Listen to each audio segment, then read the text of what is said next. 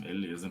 E conta para nós, Yolanda, você renovou o seu visto, né? Explica para nós isso aí, que você mencionou que o estudante ele pode ficar aqui por tempo indeterminado. Você até pode contextualizar isso para a galera entender, mas o visto vence e você conseguiu renovar ele. Conta para nós como foi a sua experiência. Conta que você viu lá o outro moço da tentando também deu ruim para ele. Conta aí para nós. Literalmente, o visto de estudante não é para ser renovado. O visto, na verdade, é o que eu falei, né? É aquele carimbo no seu passaporte para você entrar e sair do país. Ele só serve para a entrada nos aeroportos, só para isso. Então, um estudante, literalmente, é para estudar 4 anos e ir embora. Só que não existe na legislação americana que o estudante data limite para o estudante. Então, tem estudante que estuda 15 anos, gente. Mas tem gente que estuda de verdade mesmo, fez o inglês certinho, foi para o college, fez o college certinho, fez faculdade, aí fez uma extensão, aí foi para um após, foi não sei para onde, fez pesquisa. Então, tem gente aí que está vivendo como estudante.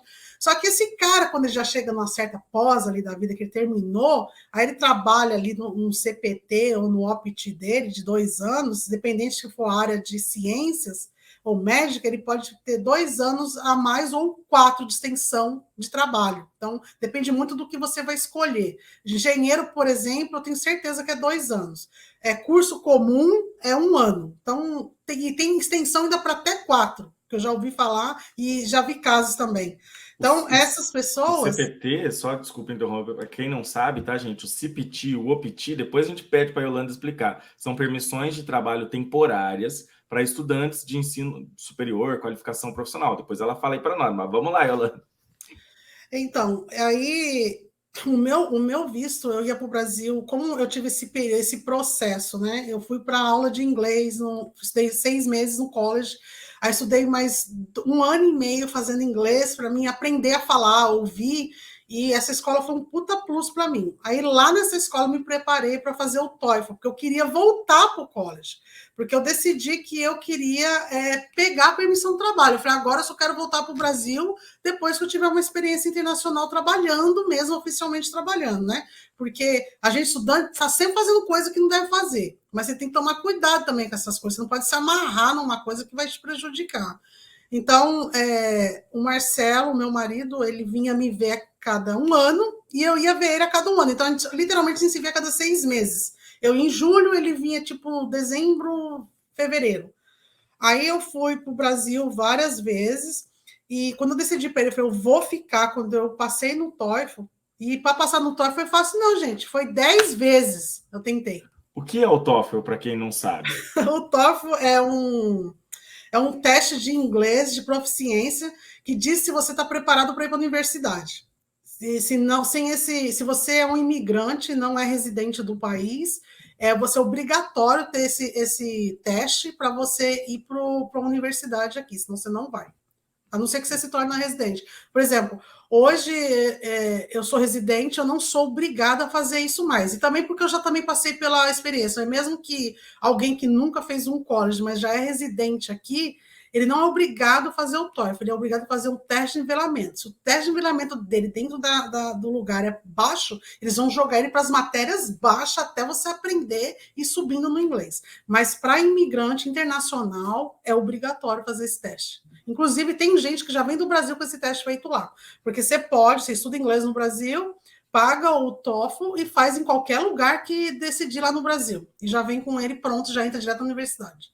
Que geralmente nem entra com F1, acho que entra com J1, se eu não me engano, que vai direto para a universidade. Depende muito do que vai fazer também. E como que foi a sua renovação? Então, aí eu decidi, eu passei no TOEFL, fui pro college, voltar, né? Porque eu queria fazer uma extensão, como eu sou da área financeira.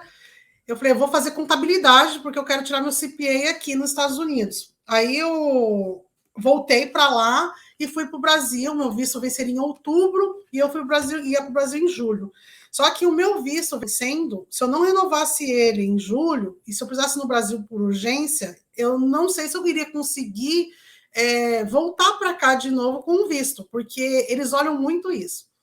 Aí todo mundo falava, falei com o pessoal do consulado, liguei para um monte de gente, todo mundo fala, não vai renovar, você vai ficar lá, eles não vão te dar, não conheço o caso de ninguém que conseguiu renovar visto de estudante. Aí eu falei assim, não, não é possível, não é possível. Aí eu fui e paguei um advogado, uma consulta com um advogado caríssimo, inclusive, de imigração, e falei com ela. Falei com 2 advogados, na verdade. Um já me descartou, disse, nem faz isso, faz essa merda não. Vai lá e não volte mais. O Eu falei, advogado falou isso? Falou para mim. Aí eu falei com essa segunda advogada, fiz 1 hora de consulta com ela, ela falou, não vai, não conheço casos do seu, que pessoas que foi renovar visto de estudante para poder continuar entrando e saindo do país livre como se fosse um residente, eles não vão deixar você voltar. Aí eu falei assim, meu Deus, como é que eu vou voltar? O que eu vou fazer, né? Aí eu tomei uma decisão, eu fui com a cara e com a coragem, eu já ia no Brasil de qualquer jeito, só que a pergunta é, vou para o consulado ou não vou para o consulado e volto para trás, não posso mais sair do país? Aí eu fui, falei até com meu marido, ele ficou aqui, ele já veio para ficar, nós estamos pulando a etapa que ele foi no Brasil, né? A gente vai contar dele também, pera aí que a dele vai ser interessante também. Aí o pessoal não vai entender, porque foi antes isso. Aí depois eu fui para o Brasil e decidi, e fiz todo o processo para fazer a renovação, fiz tudo, preenchi tudo, preencheu o formulário da 160. Fiz não sei o quê, preenchi, levei formulário. Lembrando, essa etapa, gente, eu já tinha... faltava um semestre para mim concluir a faculdade aqui. Já tinha passado tudo, faltava um semestre. Na verdade, não ia ter nenhum. Foi o meu conselheiro que tirou uma matéria da minha grade, que era uma matéria muito difícil, e falou assim, ó, você precisa de descanso, eu vou tirar essa matéria da sua grade e vou estender mais 6 meses para você esfriar a sua cabeça, tá bom? Eu falei, mas não, eu quero estudar mais 6 meses. Ele falou, escuta eu que você vai se dar bem. Aí eu aceitei, eu só estava com essa matéria para terminar quando eu fui para o Brasil. Então eu ia terminar essa matéria, eu ia para o Brasil voltar só para essa matéria. Na verdade, eu podia ter terminado a matéria antes de viajar. Só que não, ele preferiu, ele conversou comigo e foi ele que me deu muita luz, inclusive, aqui, que é importante também você ter um bom conselheiro, viu? Se você não tiver um bom conselheiro na faculdade, você toma na churrasqueta aqui também. Então, ele me ajudou muito e eu fui para o Brasil. Aí chegou o dia, eu fiquei indecisa até o último minuto de ir para a entrevista, na fila da entrevista, tudo. E quando você vai para a fila da entrevista, em São Paulo, por exemplo, quando você entra lá para dentro, eles recolhem o seu passaporte e te entregam só na hora que você está na filinha basiquinha mesmo, na pequena fila de já falar com o entrevistador. Nesse dia, não, eles não recolheram o passaporte. Aí eu fiquei ali com o passaporte na mão e nervosa, e falei, meu Deus do céu, o que eu vou fazer? O que eu vou fazer? Aí chegou, tinha uma moça na frente, passou na entrevista lá, ele deu o visto para ela. Aí tinha um cara que estava na minha frente, e você escuta tudo que está acontecendo na entrevista do outro. Importante isso que você vai falar, vou até focar aqui, ó. É importante isso que ela vai falar agora para você que pretende entrar e sair do país, renovar o seu visto. Presta atenção. Nessa parte, eu acho que são poucas experiências, não sei nem se vocês já ouviram falar disso. Acho que nunca ouviu falar disso. Eu fui, esse cara na minha frente, aí começou a entrevista. Aí a mulher, eu não vou lembrar de tudo, mas eu vou lembrar dos pontos importantes. Ela perguntou para ele assim, você já estudou nos Estados Unidos, né? Aí ele falou assim, já não, eu estudo. Aí ela perguntou, quem é seu sponsor? Ele, meu pai. E foi em português. Então, eu nunca tive uma entrevista em português. Foi a primeira vez, inclusive. Eles tentavam sempre falar inglês, somente quando é para estudante. Eles querem ver mesmo a sua vocação, né? Se você realmente não sabe falar, essas coisas todas. E foi perguntando para ele tudo em português para ele, do pai dele. Ele falou assim, você estudou aonde? Num college tal. Você terminou? Terminei. Você trabalhou lá? Aí ele falou, não. Aí eu falei, fodeu. Você trabalhou lá? Não. Aí ela perguntou assim, mas como que você tem Social Security? Que Social Security é o CPF do Brasil aí, que precisa desse documento para você passar num background para saber da tua vida, se você já roubou, matou, tem alguma história no nível policial. Aí também para trabalho, né? Não necessariamente para trabalho, o CPF é mais para saber da sua vida mesmo. Aí ele falou assim, não, é porque eu tirei, mas tá, como que você conseguiu o seu Social Security? Aí ele falou assim, não, porque eu trabalhei no college. Eu falei assim, mas você trabalhou no college, mas você fazia administração? Por que você estava trabalhando na cozinha do college? Olha a informação que a mulher tinha. Porque muita gente não sabe, né, Yolanda, mas existem várias formas de conseguir uma permissão de trabalho enquanto estudante. Tem o trabalho dentro do campus, que é o in-campus, ou on-campus, eu não sei a tradução. Tem o CPT e tem o OPT. Então, ele tinha que ter falado que sim, trabalhou dentro do campus. Agora, vamos lá, continuação. Então, aí ela falou assim para ele. Aí ele falou assim: não, eu trabalhei na cozinha. Eu falei, mas por que você trabalhou na cozinha? Se só era administração, o que você estava fazendo na cozinha? Aí ele falou assim: não, mas era uma oportunidade que tinha. Mas se seu pai tem tanto dinheiro, ela falou: seu pai tem tanto dinheiro assim, por que você precisou trabalhar no college para se sustentar? Se você trabalhasse na sua área, eu poderia entender, mas você trabalhar na cozinha? Então, assim, o que é o trabalho em campus? Quando você é estudante, nas escolas de inglês normal, é muito raro você ter essa oportunidade, mas quando você trabalha em campus e você tem alguma vaga, eles dão algum. É um estágio remunerado que eles dão para os alunos para poder desenvolver o conhecimento deles ali. Mas isso só tem para quem já passou no TOEFL, não tem para estudante de inglês. Não tem. Tem que passar no TOEFL, você tem que estar academicamente estudando. Então, aí o que eles fazem? Você se candidata a trabalhar dentro do campus, dentro da área que você está atuando. Então, não adianta igual eu era da área de financeira, que média que eu queria fazer lá na cozinha e dando comida no prato dos outros. Não faz sentido, entendeu? Foi isso que aconteceu lá. E essas coisas, né, Yolanda, só vem à tona nesses momentos, né? Porque, por exemplo, enquanto ele estava lá, isso vai passando e vai tranquilo. Momento que ele chega na frente de um agente consular ou de imigração, que essas coisas vêm à tona. E foi exatamente o que aconteceu com ele. Ele tinha também ido para São Paulo para poder. Ele estava em recesso escolar e ele estava começando, ia trocar de curso, né? Era um outro semestre, ele ia trocar de curso. E assim foi uns 30 minutos a entrevista, não leva tudo isso, mas o dele foi demorado, porque foi muito detalhista nas coisas dele. Aí eu falei assim: meu Deus, eu vou olhar, olhava pro portão e falava: vou embora, porque eu vou me foder. Eu falei, eu vou me foder porque eu tô na mesma situação desse cara, eu vim fazer a mesma coisa, tudo igual, não tem nada diferente, não sei o que vai acontecer comigo aqui. Se me negar, o Marcelo tá lá, ele vai ter que arrumar as coisas, pelo menos arrumar as coisas e vem embora, né? E assim, gente, eu tava com o carro financiado aqui, tudo acontecendo, porque eu fiquei doente, eu tive uma conta de hospital muito cara para pagar, eu não dei conta de pagar. Eu tinha convênio médico, mas o convênio médico aqui não é que nem no Brasil, que claro, que o convênio ele só vai fazer uma coisa até onde você aceita fazer, mas eles fazem. Aqui não. Aqui aconteceu qualquer coisa, o seu convênio não chega a te cobrir aquilo tudo, mas você precisa fazer aquela coisa, eles vão fazer, mas você vai pagar. A conta chega para você pagar. Eles não vão deixar você morrer no hospital. Eles vão fazer. Se tiver que fazer uma cirurgia fodida lá de $1 milhão, eles vão fazer. Como você vai pagar? Não sei, mas eles vão fazer. Eles vão fazer e depois mandar a conta para você. Aí você tem que ir lá negociar essa conta. Acontece muita gente que vem aqui como turista, acontece acidentes aqui, não tem seguro, ou vai para o hospital e é atendido, acha que é que nem no Brasil. Foi atendido, foda-se. Não. Aí eles pegam, voltam para o Brasil, essa conta vai aparecer no endereço que eles entregaram lá na hora, aí uma hora eles voltam para cá, eles são bloqueados, porque eles devem uma fortuna aqui no hospital. Eles foram embora sem negociar a dívida. Isso aconteceu muito, muita gente volta do aeroporto, porque às vezes é por inocência mesmo, entendeu? Porque não tem conhecimento, mas quem vai viajar para qualquer país tem que saber como funciona a legislação naquele país. Então, isso é uma dica que quem nunca viajou para fora, vê primeiro a legislação, somente da área de saúde, como funciona. Então, o que aconteceu? Esse cara foi dando informação para ele. Tudo que eu fazia, você trabalhou, você fez isso, você fez aquilo, você fez não sei o quê, você fez não sei o quê. Não tinha nada quase diferente do meu, só exceto a área que eu trabalhei. Aí ela falou assim: olha, infelizmente eu vou negar seu visto e você pode tentar de novo em algum momento, só que você não vai voltar para terminar o curso. Aí eu falei, meu Deus, eu olhei assim, eu falei, vou embora. Eu lembro que teve até um momento que você me falou que ela perguntou para ele se no período das férias por que não vinha para o Brasil, né? Eu lembro que você me falou isso na época. Tá. E ela também questionou ele por que os 4 anos dele nos Estados Unidos ele não veio uma vez no Brasil nas férias dele. Porque o que eles entendem? Se você é estudante internacional, é porque você tem condições financeiras.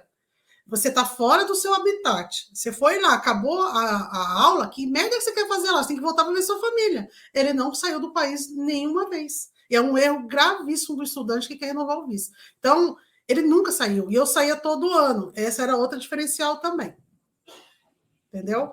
Aí ela negou o visto dele e eu tremendo ali, meu, falei, fudeu, eu não sei o que eu vou fazer da minha vida, que eu poderia ter ido embora, não precisava nem ter vindo isso aqui. Só que eu também falei, gente, eu nunca vim para um país para me sentir presa. Eu gosto de ser peixinho livre. Eu quero ter o direito de entrar e sair aonde eu for com a minha liberdade de expressão. E se tivesse acontecido, como eu tinha negócios no Brasil, em casa, essas coisas, acontece uma emergência, eu queria ter certeza que eu podia comprar uma passagem e resolver, mesmo que fosse uma emergência. E você, na situação, o que adianta você ter status para ficar dentro do país, mas você não poder sair dele? Você pode sair, mas você não tem direito de voltar, entendeu? Não é que você não pode sair. As pessoas E usam a palavra não pode, mas não é. Até quem não tem aqui pode sair a hora que quiser, ela só não tem direito de voltar.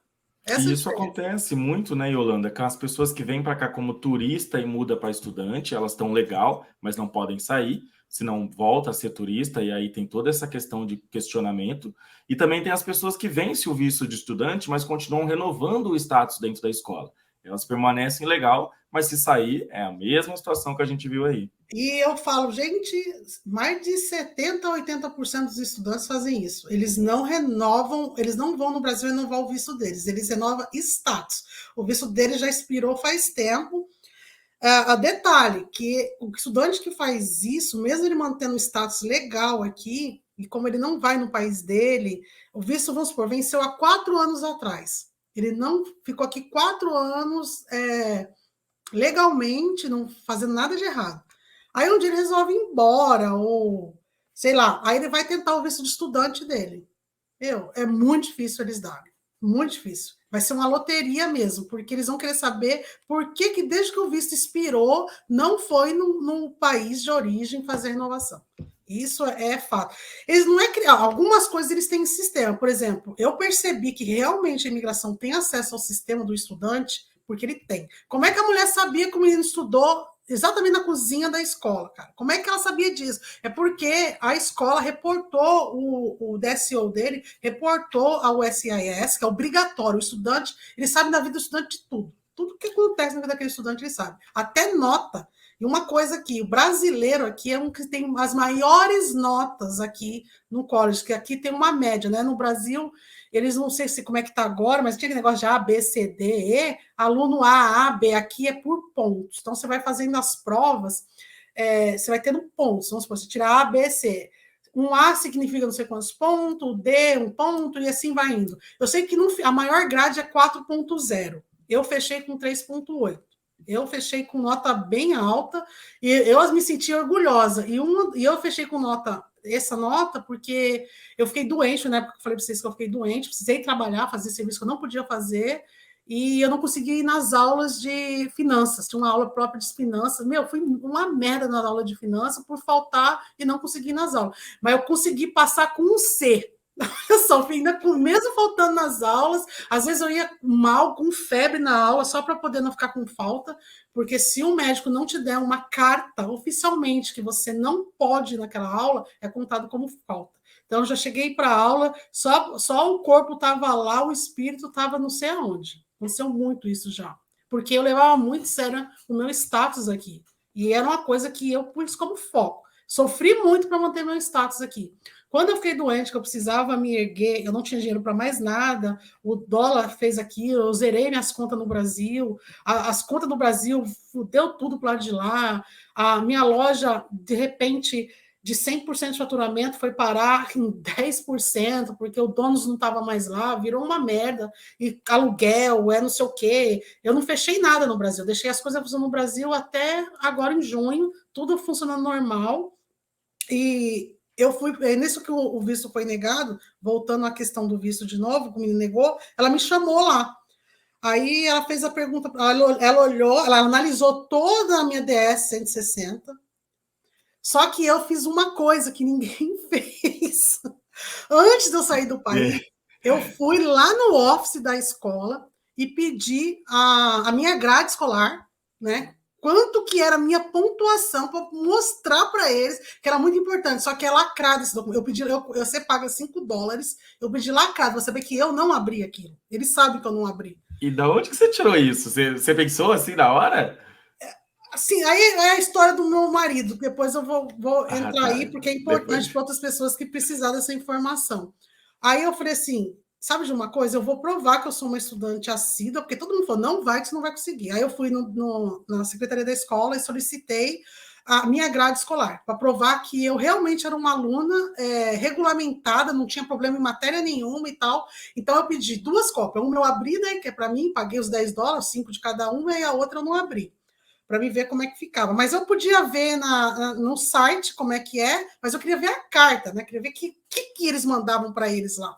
Aí eu pedi essa carta e guardei essa carta comigo, né? Que eu estava pensando nisso, pesquisando e tal. Aí quando eu fui entregar a documentação para ela, eu entreguei a DS 160, entreguei o meu I-20, entreguei a carta que. Aliás, quando eles entregam o I-20 para você, lá já está dizendo que eu comprovei renda já, que eu tinha dinheiro para pagar a escola. Então, é muito difícil o oficial te pedir o extrato bancário ou não, porque você tem que provar para a escola. Então, a escola só vai emitir se eles já sabem que você tem condição.